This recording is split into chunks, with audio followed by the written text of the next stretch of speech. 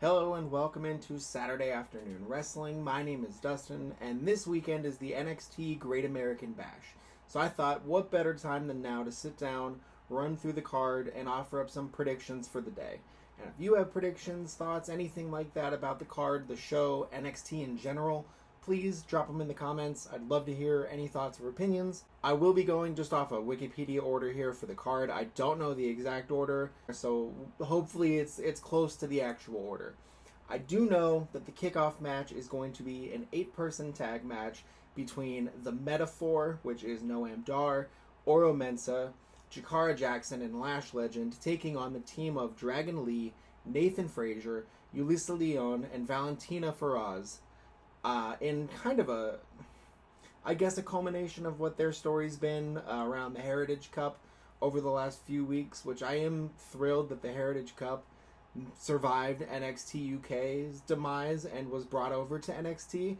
I just feel like they could be doing more with it, like maybe not as like a signature show title, but as like something of more meaning. It's felt like it's been almost like a prop, specifically with Noam Dar playing the like catatonic character since he lost it.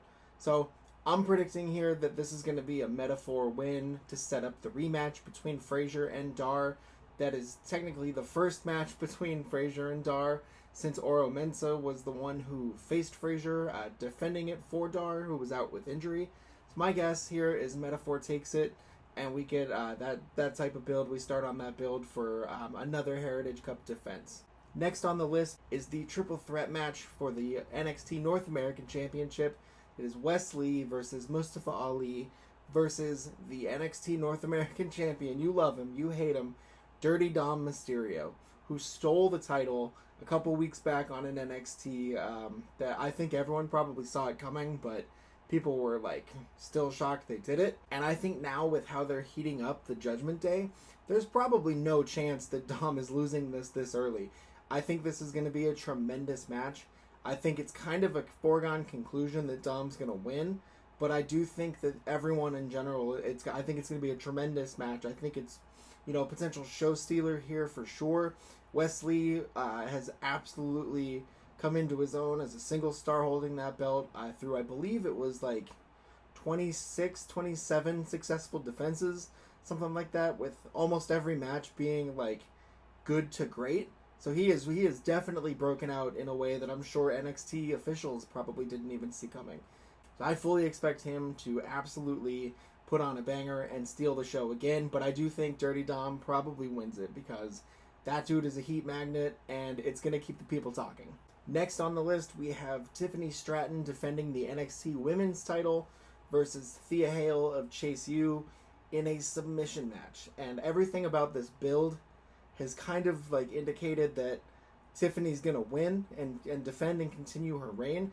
It is actually her first premium live event title defense, so I think that kind of like all but seals it, unless on the off chance they decide that she's ready to be like slingshotted to the main roster to take on Charlotte Flair and all of those top names. But the way I see it, it's probably going to be a hard fought but definitive win for Tiffany Stratton to move her on to the next challenger.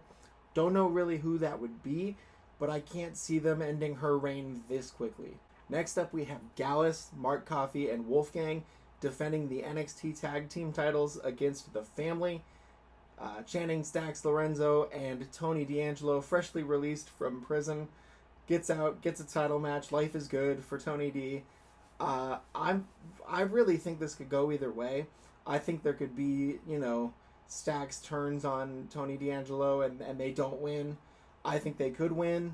That's probably where I'm leaning, is towards Tony D'Angelo Stacks victory, just because it's a nice feel-good moment. But I do think, based on some of the other matches, that, they could go for a swerve here. This is probably the one that is the toughest to call, but I think it's probably going to be, I'm going to go with The Family here, but I won't be shocked if Gallus retains. Next on the card, we have Gable Steveson making his NXT in-ring debut against Baron Corbin.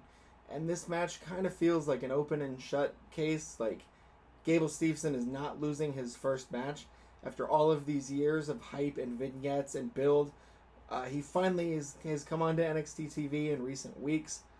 So I really don't think that they're going to have him lose. The only thing stopping me from like 100% definitively saying he's absolutely winning is that they just ran all of those vignettes of Baron Corbin like finding himself in the woods and burning all of his old gear, saying he needs to reinvent himself. Like, it feels like that hit a pretty definitive conclusion for those vignettes. So like him losing here and continuing to need to find himself doesn't really make a whole lot of sense. But that said, there's no way I can pick against Gable Steveson here. Next up, we have Roxanne Perez versus Blair Davenport in a Weapons Wild match. I don't know about this one. I'm going to stay Roxanne Perez just because she's kind of gotten beat down every step of the way of this feud, but it has been because this was like a re-debut for Blair Davenport. So I could see them giving her the win to kind of keep that credibility up. I don't think Roxanne Perez needs a win. She could probably, be fine or even get called up to the main roster at any point. So I do think they're going to give her this win for the sake of just giving her a win in her home state. But at the same time, she doesn't quite need it, and it would do wonders to put over Blair Davenport as a legitimate contender and threat, taking out a former champion. I will say too, absolutely loved the Booker T callback this last week on NXT, where they had the cell phone and closed circuit camera footage of Roxanne Perez attacking Blair Davenport in a gas station. It was a great tribute without being like a direct grocery store copy 1-for-1.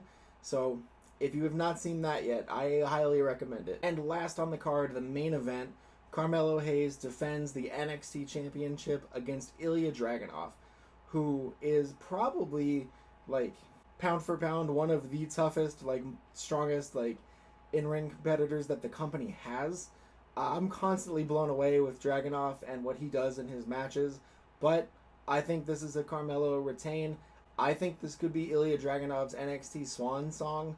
If I had a perfect world and I could get what I wanted when it came to this, Carmelo Hayes would defeat him in a 5-star classic, and then in 2 weeks after Gunther retains the Intercontinental title at SummerSlam, out comes Ilya Dragunov to challenge and ultimately dethrone him.